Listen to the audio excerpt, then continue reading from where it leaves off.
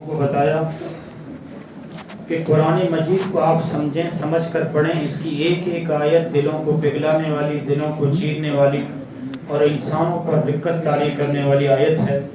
دیکھیے، آج یہ بتاؤں گا کہ قرآن مجید دوستو کس چیز کے لیے نازل ہوا اور ہم نے کیا بنا کے رکھا ہے.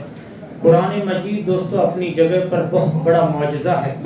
محمد رسول اللہ صلی اللہ علیہ وسلم کے سچے نبی ہونے کی دلیل ہے. قرآن مجید کو آپ دیکھیں، محمد رسول اللہ صلی اللہ علیہ وسلم کے معجزے کتنے ہیں. اس میں تو علماء کا دوستو اختلاف ہے کہ بعض علماء کہتے ہیں کہ 1000، بعض کہتے ہیں کہ 3000. لیکن دوستو علماء کا اس بات پر اتفاق ہے کہ محمد رسول اللہ صلی اللہ علیہ وسلم کو جتنے معجزے ملے ہیں، ان تمام معجزوں میں سب سے بڑا معجزہ قرآن مجید ہے. قرآن مجید. مشرکین مکہ نے محمد رسول اللہ صلی اللہ علیہ وسلم سے مطالبہ کیا تھا کہ اللہ کے رسول، اگر آپ سچے نبی ہیں، اے محمد اگر آپ سچے نبی ہیں تو لائیے کوئی معجزہ دکھائیے. جس طرح حضرت موسیٰ علیہ السلام کے پاس معجزات تھے. وہ عصا زمین پر پھینکتے تو اژدہا بن جاتا، وہ اپنا ہاتھ گریباں میں ڈال کے نکالتے تو روشن چمکیلا بالکل آئینے کی مانند ہو جاتا. لائیے اگر آپ بھی سچے نبی ہیں تو کوئی معجزہ دکھائیے. رب العالمین نے ان مشرکین مکہ کو منہ توڑ جواب دیا کہ اولم یکفہم انا انزلنا علیک الکتاب یتلی علیہم. اے نبی، آپ سے معجزہ مانگتے ہیں، حالانکہ ان کے سوال پر حیرت ہے. قرآن جیسا زندہ معجزہ ان کے پاس ہونے کے باوجود، جس کی آیتیں صبح و شام ان کے اوپر تلاوت کی جاتی ہے، اس کے باوجود یہ آپ سے معجزہ مانگتے ہیں. اللہ نے فرمایا سب سے بڑا معجزہ تو قرآن مجید ہے، جس کی آیتیں ان پر پڑھی جاتی ہیں، ان کے مطالبے پر حیرت ہے. حضرت محمد رسول اللہ صلی اللہ علیہ وسلم کو دیا گیا سب سے بڑا معجزہ قرآن مجید ہے. اور آپ دیکھیے، یہ سب سے دوستو اہم چیز ہے درس کی کہ قرآن مجید کا اعجاز کے شکل میں ظاہر ہوا، قرآن مجید کی خصوصیت کے شکل میں ظاہر ہوئی. دیکھیے، یہ کتاب محمد رسول اللہ کے ذریعے کن لوگوں کو دی گئی؟ عرب کے بدوؤں کو. عرب جو اخلاق سے آ رہی، تہذیب سے آ رہی، جو کلچر کو نہیں جانتے تھے، دنیا کی سب سے پست گناہوں میں نتھری ہوئی سب سے زیادہ ذلیل و رسوا قوم تھی، اس قوم کو یہ قرآن دیا گیا. جب قرآن اس قوم کے پاس آیا تو انہوں نے اس قرآن کو اپنا رہنما بنایا. جن لوگوں نے عربوں کی تاریخ لکھی ہے، مورخین اش کرتے ہیں، حیران ہو گئے کہ 50 سال کی قلیل سی مدت میں قرآن کے آنے کے بعد اس عرب کے بدو نے آدھی دنیا کو فتح کر لیا، آدھی دنیا کے حاکم بن گئے. آپ جانتے ہیں جن عرب کے بدوؤں کو جو پڑھنا لکھنا نہیں جانتے تھے، دنیا کے بادشاہوں نے حد شمار سے باہر کر کے رکھا تھا کہ یہ عرب کے بدو، انہیں تو بکریاں چرانے کے علاوہ کچھ نہیں آتا، یہ اونٹوں کی ہدے کھانی کے علاوہ کچھ نہیں آتا، جن کو اگنور کیا تھا دنیا کے بادشاہوں نے. لیکن قرآن کیا آیا، قرآن کو ان لوگوں نے کیا اپنایا، قرآن کو کیا سمجھا اور اس کے احکامات پہ کیا ان لوگوں نے عمل پیرا کیا. 23 سال کی دوستو مدت کے بعد دنیا نے 1400 سال عربوں کی تاریخ پڑھی، ان کا طرز خلافت، طرز حکومت رہتی دنیا تک کے لیے مثال بن گیا. رب العالمین نے محمد رسول اللہ صلی اللہ علیہ وسلم کو حکم دیا، اٹھو قرآن کے پاروں کو عربوں کے بدوؤں کو سنائیے، جدوجہد کیجئے، کوشش کیجئے، میرے احکامات عرب کے بدوؤں میں نافذ کیجئے. جیسی محمد رسول اللہ نے کوشش کی دوستو، پوری دنیا نے دیکھا. 23 سال کی قلیل سی مدت میں، صرف 23 سال میں پورا عرب اسلام کے زیر سایہ آ گیا. توحید کا جھنڈا ہر جگہ لہرانے لگا. شرک جزیرے عرب سے مٹا دیا گیا. علوم و فنون کے دوستو نئے چشمے دنیا نے دیکھے اور تہذیب، ایک مثالی تہذیب وجود میں آئی.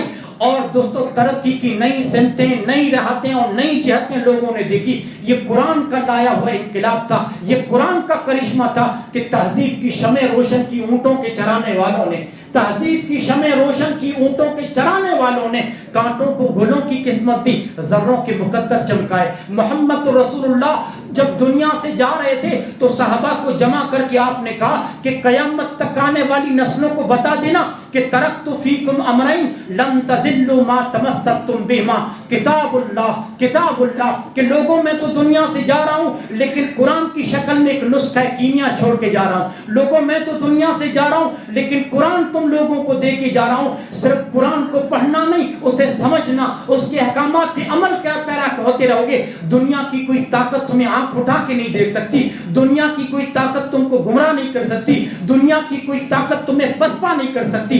مطلب یہ ہے کہ قرآن کی شکل میں اس امت کو محمد رسول اللہ صلی اللہ علیہ وسلم نے وہ نسخہ کیمیا دیا ہے جو قیامت کی صبح تک اس امت کے دوستو عروج و زوال، اس امت کے دوستو ذلت و پستی کا معیار ہے، یا تو پھر دوستو ترقی کا معیار ہے۔ یاد رکھیے گا، اسی قرآن کی وجہ سے تاریخ میں جب کبھی یہ امت رسوا و ذلیل ہوگی اس کا سبب قرآن ہوگا، اور تاریخ میں جب کبھی یہ امت عزت و سربلندی سے ہمکنار ہوگی اس کا سبب بھی قرآن ہوگا۔ ان هذا القرآن يهدي للتي هي اقوم۔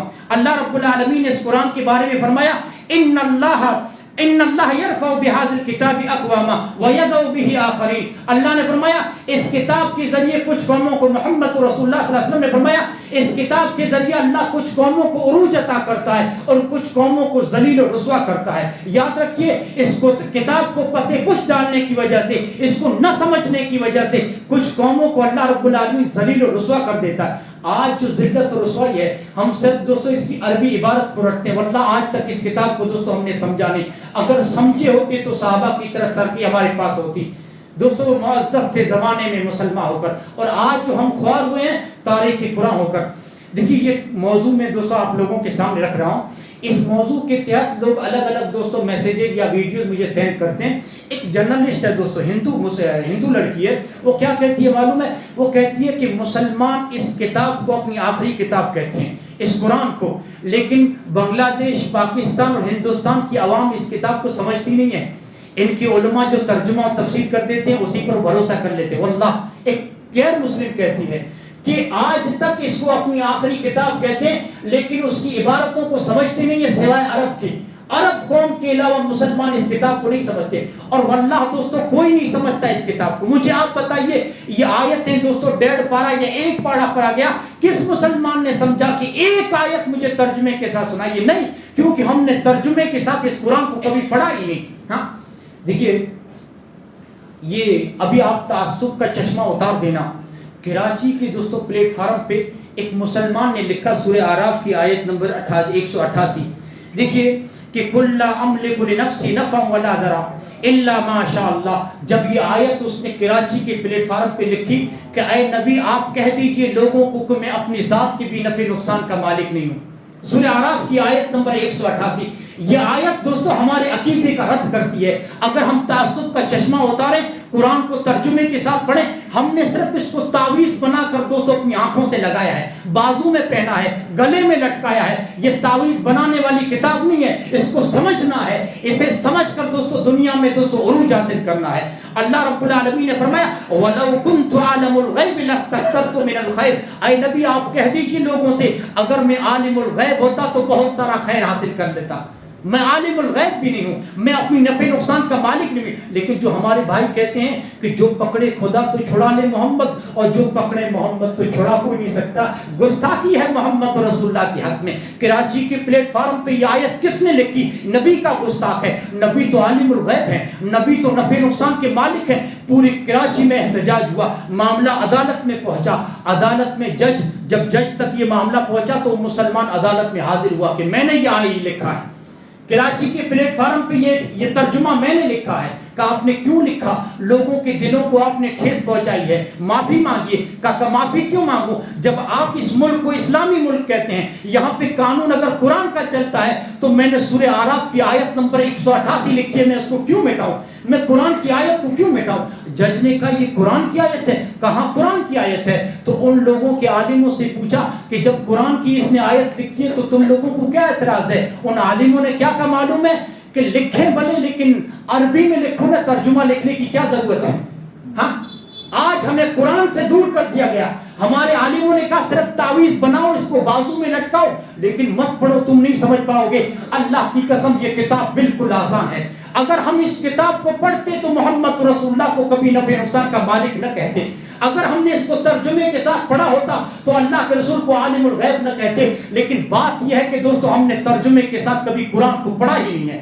ابھی دوستو آپ پڑھیے گا سورہ اعراف کی آیت نمبر 1۔ کیا ہے یہ کتاب؟ یہ کتاب ہدایت ہے، یہ کتاب عقیدت و کتاب عقیدہ ہے، یہ عقیدہ و عمل کا محکم نصاب ہے، یہ عروج و زوال کا آسمانی قانون ہے، ایک مثالی تہذیب و تمدن کی حامل کتاب ہے۔ قرآن مجید ایک کامل نظام حیات ہے. اگر قرآن رکھتے ہوئے کوئی قوم ذلیل ہوتی ہے تو یہ تاریخ کا سب سے بڑا حادثہ ہوگا. قرآن رکھتے ہوئے کوئی قوم دوستو ذلت سے دوچار ہوتی ہے تو یہ تاریخ کا سب سے بڑا حادثہ ہوگا. اور مجھے افسوس کے ساتھ کہنا پڑتا ہے مسلمانوں یہ حادثہ ہم پر سے گزر رہا ہے. اس حادثے سے ہم دوچار ہیں کہ قرآن رکھنے والی ایک ذات دوستو ایک قوم ذلیل ہے. زمین پر اس قوم کا وزن تو دیکھیے, زمین کی سب سے دوستو پست قوم بنی ہوئی ہے. اور میں دعوے کے ساتھ یہ کہنا چاہتا ہوں مسلمانوں جو آپ کی ذلت ہے, آپ نے صرف عربی رٹا ہے, کبھی آپ نے ترجمے کے ساتھ قرآن نہیں پڑھا. آج قرآن کے ساتھ ہمارا رویہ ہے کہ ہم آب حیات اپنے پاس رکھتے ہوئے بھی پیاسے ہیں, روشنی کا مینار اپنے پاس رکھتے ہوئے بھی تاریکیوں میں بھٹک رہے ہیں, علوم و فنون کا سرچشمہ اپنے پاس رکھتے ہوئے جہالت و ضلالت کی دلدل میں پھنسے ہوئے ہیں, سامان سربلندی اپنے پاس رکھتے ہوئے بھی دوستو ذلت سے دوچار ہیں, نسخہ شفا اپنے پاس رکھتے ہوئے بھی بیمار ہیں, مسائل کا بہترین حل رکھتے ہوئے بھی مسائل الجھنوں کے شکار ہیں. آخر ایسا کیوں ہے؟ قرآن کے ساتھ ہمارا رویہ یہ ہے کہ ہم صرف عربی پڑھتے ہیں, آج تک ترجمے کے ساتھ ہم نے سمجھنے کی کوشش نہیں کی.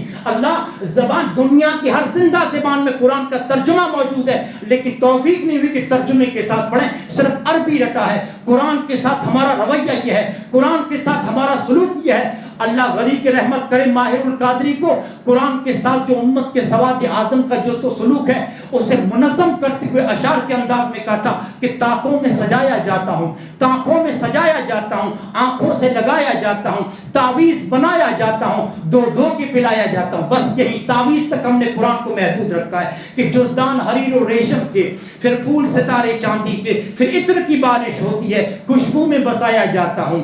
جس طرح کسی طوطا و مینا کو کچھ بول سکھائے جاتے ہیں اس طرح پڑھایا جاتا ہوں, اس طرح سکھایا جاتا ہوں. جب قول و قسم لینے کے لیے تکرار کی نوبت آتی ہے پھر میری ضرورت پڑتی ہے, ہاتھوں پہ اٹھایا جاتا ہوں. دل سوز سے خالی ہیں, آنکھیں ہیں کہ نم ہوتی ہی نہیں, دل سوز سے خالی ہیں, آنکھیں ہیں کہ نم ہوتی ہی نہیں. کہنے کو تو ہر ایک جلسے میں پڑھ پڑھ کے سنایا جاتا ہوں. نیکی پہ بدی کا غلبہ ہے, نیکی پہ بدی کا غلبہ ہے, سچائی سے بڑھ کر دھوکا ہے. ایک بار ہنسایا جاتا ہوں, 100 بار رلایا جاتا ہوں. یہ مجھ سے عقیدت کے دعوے, قانون پہ راضی غیروں کے, یہ مجھ سے عقیدت کے دعوے, قانون پہ راضی غیروں کے. یوں بھی مجھے رسوا کرتے ہیں, یوں بھی مجھے رلایا جاتا ہے. یہ کوئی شاعری نہیں تھی, یہ کوئی غزل نہیں تھی, یہ ماہر القادری کا اللہ کی قسم ایک ایک لفظ سچائی پر مبنی ہے. آج قرآن کے ساتھ جو ہمارا سلوک ہے, قرآن کے ساتھ ہمارا رویہ ہے, اس کی سچی تصویر کشی اور سچی منظر کشی ہے. دعا کرتا ہوں اللہ رب العالمین اس کتاب کو سمجھ کر اس پر عمل پیرا ہونے کی توفیق دے.